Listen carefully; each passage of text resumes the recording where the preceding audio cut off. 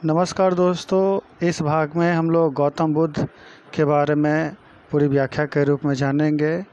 दरअसल कई परीक्षाओं में लिखित रूप में बहुत सारे प्रश्न गौतम बुद्ध से जुड़े हुए पूछते हैं, जैसे गौतम बुद्ध के जीवन और उनकी शिक्षाओं पर प्रकाश डालें या गौतम बुद्ध की शिक्षाओं का एक आलोचनात्मक मूल्यांकन करें, बौद्ध धर्म वैदिक कर्मकांड के विरुद्ध प्रतिक्रिया तथा उपनिषदों द्वारा प्रारंभ किए गए सुधार आंदोलन का तार्किक प्रतिफल था, उसकी समीक्षा करें, या फिर बौद्ध धर्म की सफलता का कारण बताएं। या कभी पूछ देता है कि जैन धर्म और बौद्ध धर्म एक दूसरे से किस प्रकार अलग थे, या भारत में बौद्ध धर्म के विकास का एक संक्षिप्त विवरण प्रस्तुत करें, या फिर भारत में बौद्ध धर्म के पतन के क्या कारण थे। इसके अलावा भारतीय इतिहास और संस्कृति को बौद्ध धर्म की देनों का मूल्यांकन करें। तो इस तरह के कई सारे प्रश्न आपसे पूछे जाते हैं और इन सभी प्रश्नों का हल हम इस वीडियो में ढूंढेंगे और इसको कई भागों में देखेंगे ताकि आपको सुनना याद करना आसान हो सके। तो चलते हैं आगे, इसके बारे में जानते हैं। बौद्ध धर्म उदय और विकास। 6ठी शताब्दी ईसा पूर्व में धर्म सुधार आंदोलन के परिणाम स्वरूप जिन नवीन धर्मों का उदय और विकास हुआ उसमें सबसे प्रमुख बौद्ध धर्म है। जैन धर्म की तरह ही बौद्ध धर्म ने वैदिक या ब्राह्मण धर्म को चुनौती दी। महावीर की तरह बुद्ध ने भी अपने जीवन काल में ही अपने अनुयायियों की बड़ी संख्या बना ली। उनकी मृत्यु के पश्चात भी बौद्ध धर्म फलता फूलता रहा। इसने जैन धर्म से अधिक प्रभावशाली ढंग से लंबे समय तक भारतीय इतिहास को प्रभावित किया। आइए जानते हैं इनके जीवनी के बारे में। Early life of the Buddha. बौद्ध धर्म के संस्थापक गौतम बुद्ध थे। उनके पिता सुशोधन कपिल वस्तु के शाक्यों के गणराज्य थे। उनकी माता का नाम महामाया था, जो कौशल राज की राजकुमारी थी। 566 या 563 ईसा पूर्व में गौतम बुद्ध का जन्म कपिल वस्तु के निकट लुम्बिनी ग्राम के आम्रकुंज में हुआ था। बुद्ध के जन्म के से संबंध अनेक रोचक कथाएं पाली साहित्य में संग्रहित है। कहा जाता है कि बालक के जन्म पर देवताओं ने स्वर्ग से पुष्प वर्षा की और भविष्य वक्ताओं ने भविष्यवाणी की कि आगे चलकर यह बालक एक चक्रवर्ती राजा या महान सन्यासी बनेगा। गौतम के जन्म के एक सप्ताह के अंदर ही उनकी माता की मृत्यु हो गई। बालक का पालन पोषण उनकी मौसी महाप्रजापति गौतमी ने किया। इस बालक का नाम सिद्धार्थ रखा गया, परंतु गौतम गोत्र में उत्पन्न होने के कारण उन्हें गौतम भी कहा जाता था।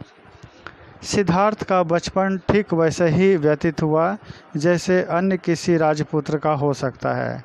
उनके पिता ने उनकी सुख सुविधा एवं शिक्षा दीक्षा की यथोचित व्यवस्था की। एक क्षत्रिय राजकुमार को दी जाने वाली राजोचित शिक्षा की व्यवस्था उनके लिए की गई। उनके निवास के लिए विभिन्न ऋतुओं के रहने योग्य महल, उपवन इत्यादि बनाए गए। उन्हें सदैव रास रंग में बांधे रखने का प्रयास किया गया। इसी उद्देश्य से 16 वर्ष की आयु में ही उनका विवाह यशोधरा यानी गोपा नामक सुंदरी से करा दिया गया, जिससे सिद्धार्थ को राहुल नाम के पुत्र भी उत्पन्न हुआ। सुशोधन के प्रयासों के बावजूद सिद्धार्थ बचपन से ही चिंतनशील रहने लगे। वे हमेशा एकांत में जम्बू वृक्ष के नीचे ध्यान मग्न होकर बैठ जाते थे। यशोधरा और राहुल भी उन्हें सुख और शांति प्रदान नहीं कर सके।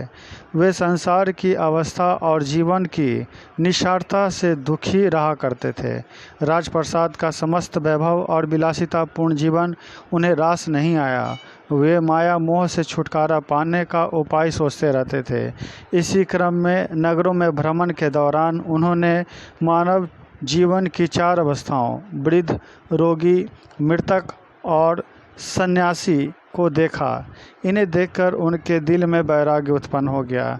एक रात जब नृत्य संगीत के कार्यक्रम के पश्चात सभी व्यक्ति निद्रा निमग्न हो गए, तब गौतम की नींद सहसा टूट पड़ी।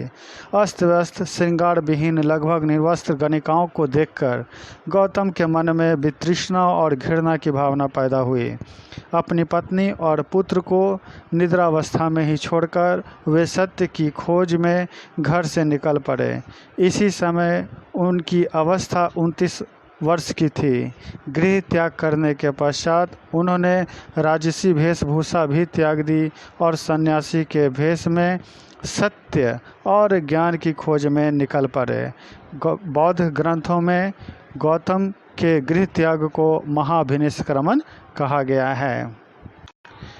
कपिल वस्तु छोड़कर सिद्धार्थ सत्य की खोज में निकल पड़े। उन्होंने तत्कालीन सुविख्यात आचार्यों वैशाली के अलार कलाम तथा राजगृह के रामपुत्र के आश्रमों में जाकर ज्ञान प्राप्त करने का प्रयास किया, परंतु इससे उन्हें संतोष नहीं मिला। उनकी ज्ञान पिपासा को कोई आचार्य शांत नहीं कर पाया। राजगृह से गौतम गया के निकट उरुवेला के सुरमई वनस्थली में पहुँचे। वहाँ उन्होंने ब्राह्मण, कौंडिन्य और अन्य 4 उपासकों के साथ घोर तपस्या आरंभ कर दी। कठिन साधना और अन्न जल के त्याग के चलते उनका शरीर सूख कर जर्जर हो गया था, परंतु उन्हें मनोवांछित उपलब्धि नहीं मिली। अतः तप मार्ग के निरर्थक जानकर उन्होंने सुजाता नामक स्त्री के हाथों खीर खाकर अपनी तपस्या भंग कर दी। इससे गौतम के अन्य साथी उन्हें पाखंडी घोषित कर उनका साथ छोड़कर चले गए।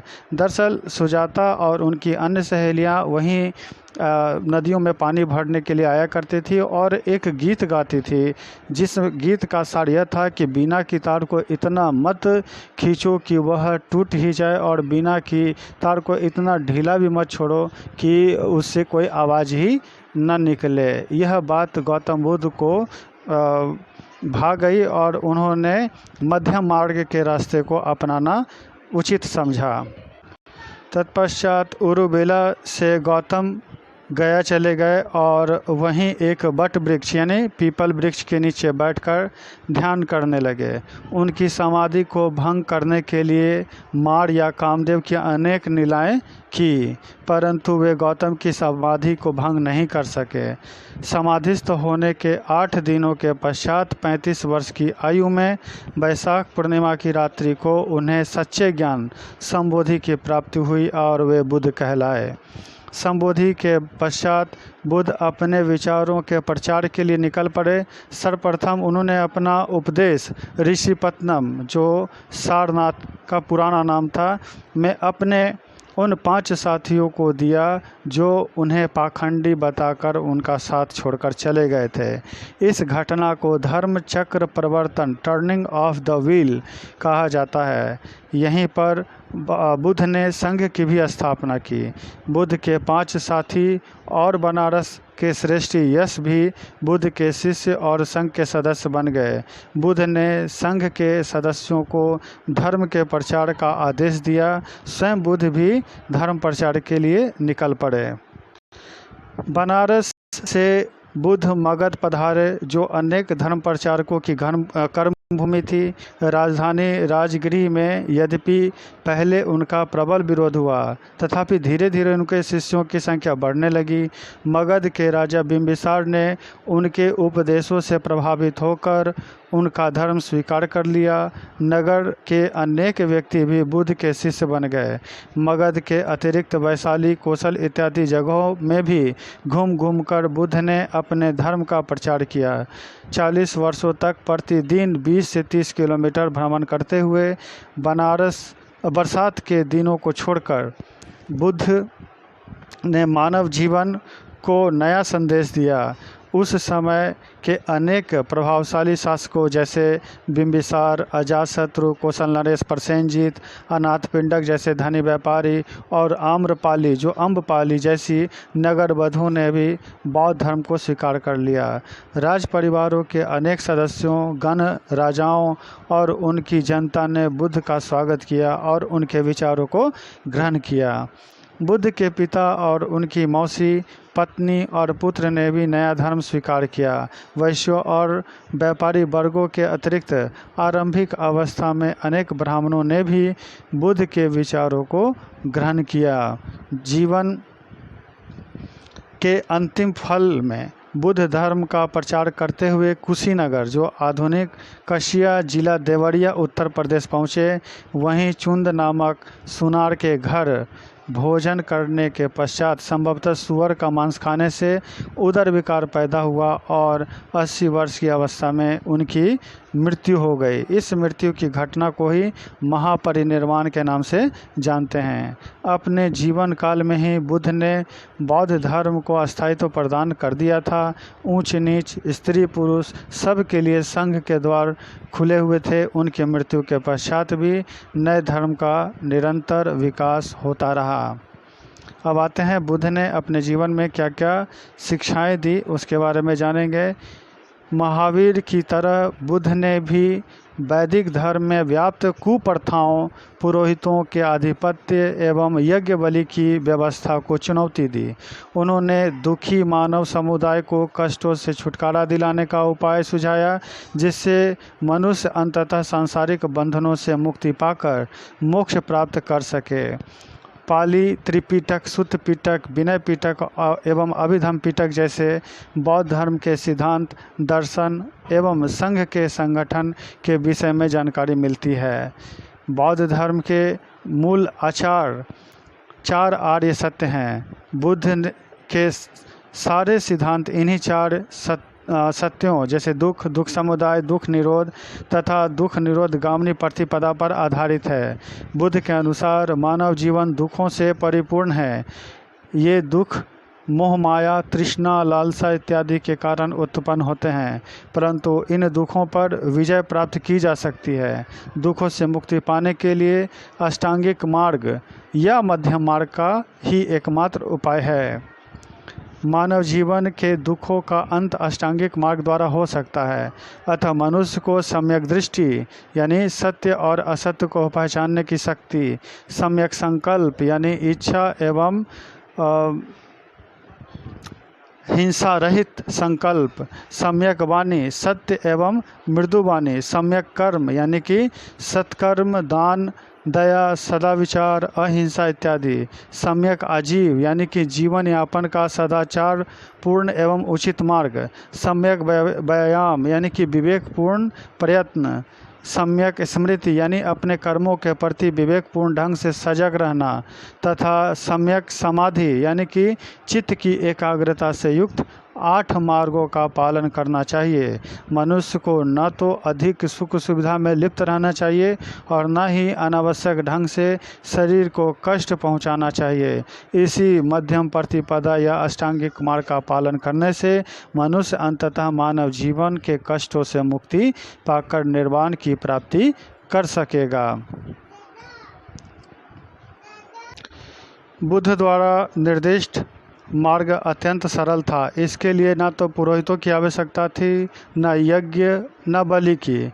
वेदों का ज्ञान भी इस मार्ग पर चलने के लिए जरूरी नहीं था।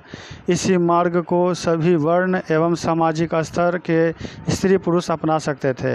बुद्ध ने ईश्वर के अस्तित्व को भी स्वीकार नहीं किया। वे ब्रह्मा एवं आत्मा के विवादों में भी नहीं उलझे। बुद्ध के अनुसार मानव जीवन का परम लक्ष्य निर्वाण प्राप्ति है।